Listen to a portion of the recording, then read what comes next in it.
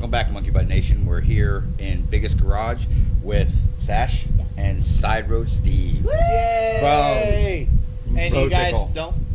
don't feel like you can't say anything about those steaks I cooked the other night. Oh no, those are delicious. Awesome steaks. I that hate I've cook. ever had. Oh, my steak. God. And then Grumpy here made us amazing fish tacos. Those were wonderful too. Mahi, They weren't as good as my steaks.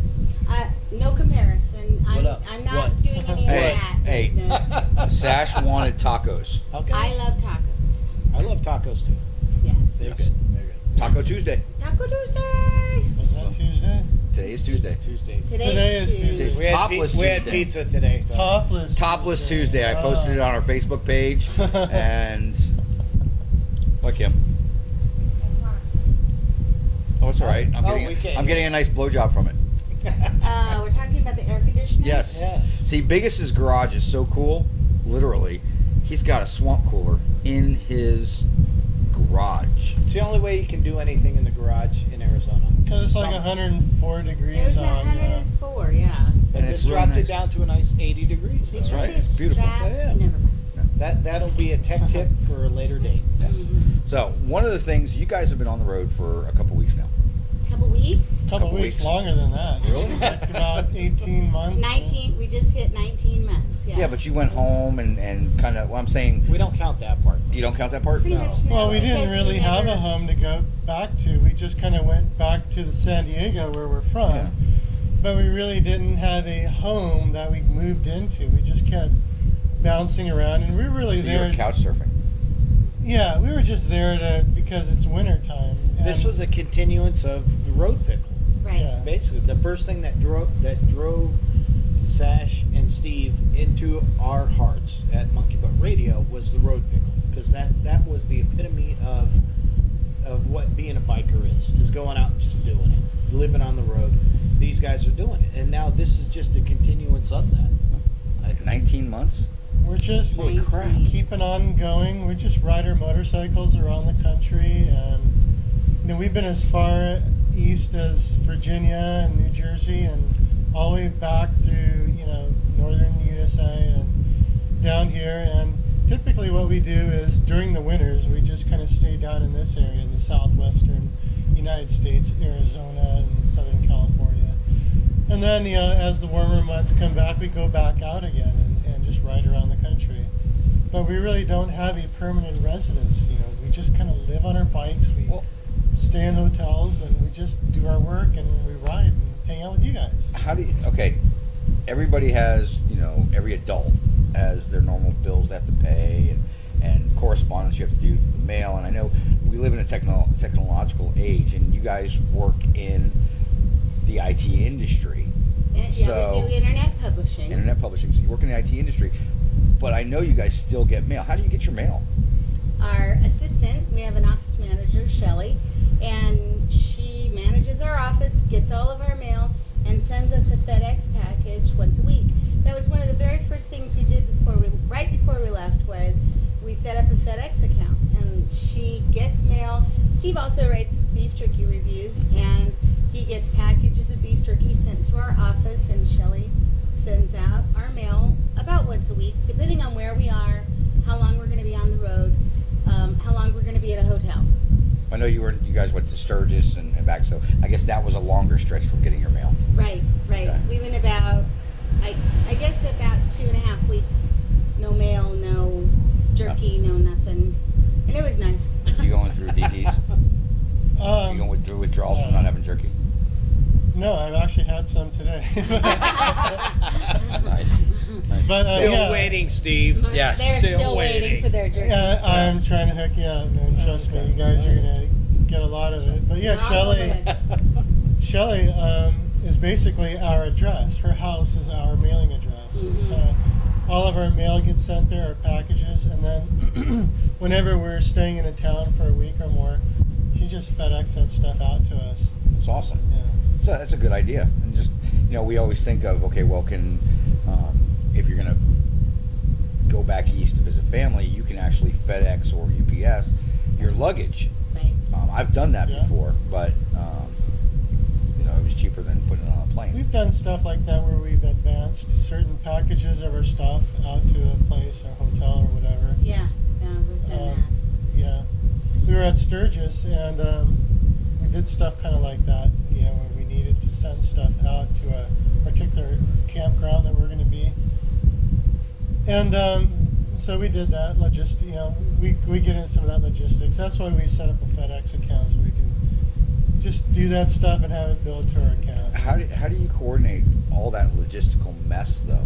I mean, that takes a lot of logistics to knowing where you're going to go and knowing you guys as long as we have, almost a year now, knowing that you guys just like to go.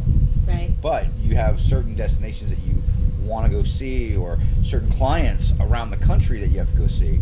But how do you work out the logistics of all that? Well, part of that is Shelley, and having an office manager.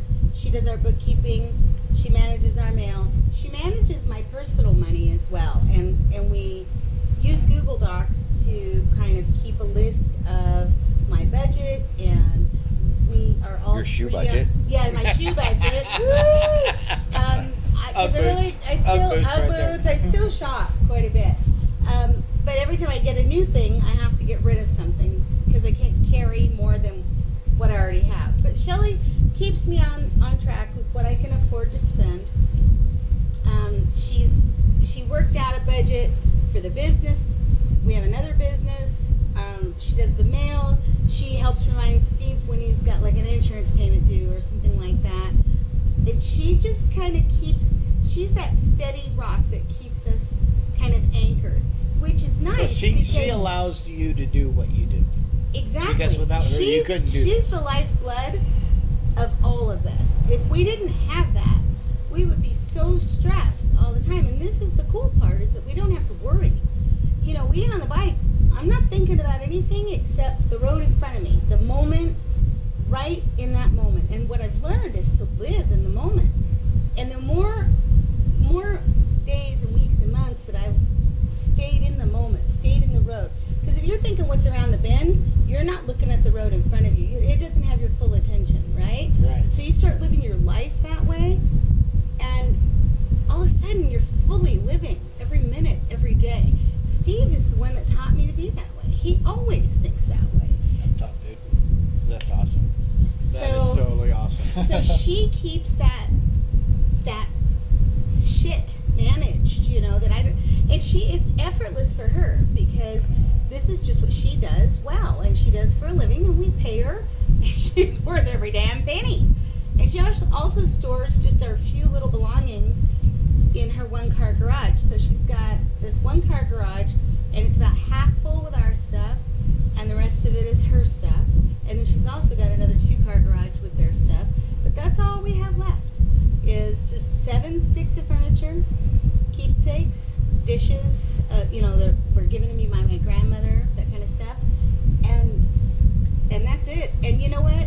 Every time I go back to San Diego and I look at that stuff, I think, I forgot I had that. And so my rule now is, if I don't remember it's there, I check it when I get there.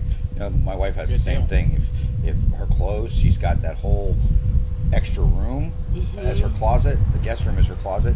If she doesn't wear something in a year, she tosses it.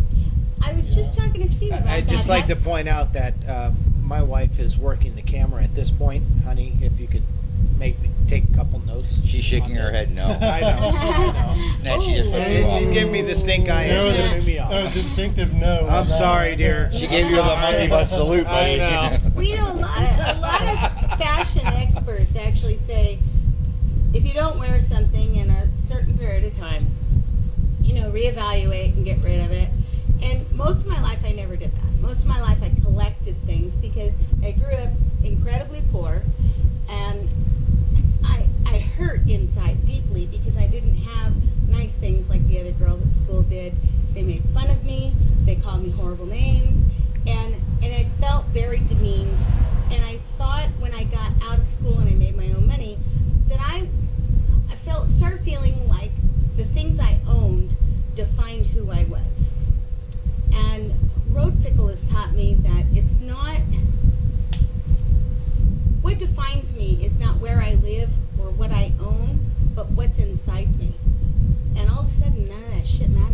yeah, dude. Hell yeah. None of that That's shit. awesome. I've often thought if I walked outside and my motorcycle was gone, I'd be pissed, but I'd buy another one. And if I went into the hotel room and housekeeping had stolen all my shit, I'll just get more. Yeah. Yeah, if you That's can awesome. detach yourself, emotionally to things, then it doesn't matter if you lose something. You can just go get something else. And so that's kind of where we are, and that's why she can buy more stuff and then just get rid of old stuff and just constantly get rid of stuff, buy stuff, get rid of stuff, buy stuff. So you're helping the economy and helping others. 'Cause I know that you would, if you buy something, you give away to Right. somebody less fortunate what you already have. I took my motorcycle boots that I've been wearing since we started Road Pickle. Okay, so on that note, I got this new pair of UGG boots that I was so excited about, and I have this pair of Carolina's, motorcycle boots. They're actually work boots, steel toe. Been wearing them since the beginning of Road Pickle, and I've said probably 20 times, I'll never get rid of these boots. I'll get them resold. Whatever. And I decided, no, I wanted something different. And when these boots came, I wore them for a day, and then I said, Steve, I think I'm ready to get rid of my Carolinas. And he goes, go do it right now. Go take them to the housekeeping ladies, because they were right outside the door. And I walked over and I said, and it was like a little weird for me, and I said, does anybody, that works here need an extra pair of boots, maybe for their kids or something? The lady said, the housekeeper says, we have a basket we put these things into. Just give them to me, I'll go put them in the basket, and then we all take from the stuff that people leave behind. I've been leaving stuff in hotels all along the way. Every time I'm done with something, I just leave it hanging fresh and clean and nice in the closet. Oh. And then they just take it. And There's a stipulation with leaving it fresh, clean, and nice. Because when I went out to Bonneville, I left the shoes that I wore out at Bonneville every day. The ones that make my wife gag when I bring them in the house. I've left them on the back patio for 9 months now. But I left those in there, hoping that they could be reused by somebody else. They're not going to be. Unfortunately, based on that criteria, I failed miserably. well, maybe, I'm sorry, maybe they I'm sorry, started a Bonneville bonfire Hotel. with them. That could be it, because I think they were probably pretty flammable. Pretty. They were horrid. I like absolutely wearing horrid. them. I like keeping stuff around for a long time. So like, we're talking about boots, but my boots right here, I've had these since April of 2010. I bought these to go to Alaska with on my bike. And these are actually Wolverines, and I don't know, but Wolverines used to make all the Oh, sorry. Harley Davidson boots. Flashback. That's true, yeah. And they did. so these are basically the same quality, but these are steel-toed, waterproof. I took them to Alaska. My feet stayed dry, and I'm still wearing them now, and they're still keeping me dry. They're still comfortable. Still got a lot of sole on them. Sweet. You just bought yourself a new pair recently too. Red Wings. Right here. Oh, yeah. Red Wings. I just blew out my Doc Martens that I've had for 12 years. There you go. So I have to go buy a new pair of Doc Martens, but they don't make that style anymore, which I'm really bummed out. Red Look at those Wings. Red Wings could Carolinas. take care of you. Yeah. Those were actually the boots I had were men's boots, and they were the Carolinas. I loved them, and the tongue came all the way up to here, the beginning of where it opened. So the tongue was solid up to past the ankle. So you didn't slide down. Yeah. It kept dry. Yeah. It kept dry That's up the to way here, these which are. is where my frog togs will go down to. So they stayed pretty dry. Nice. Yeah. So That's it. we've talked about getting your mail, the logistics of traveling around. Mhm. I want to come back and talk a little bit about how you guys can afford to do all this, okay? And talk a little bit about your business and how you got that started, okay? Yeah. Monkey Butt Radio. We're going to come back with part 2 with Sash and Sideroad Steve. Check it out tomorrow. We'll have part 2 posted tomorrow. See you then.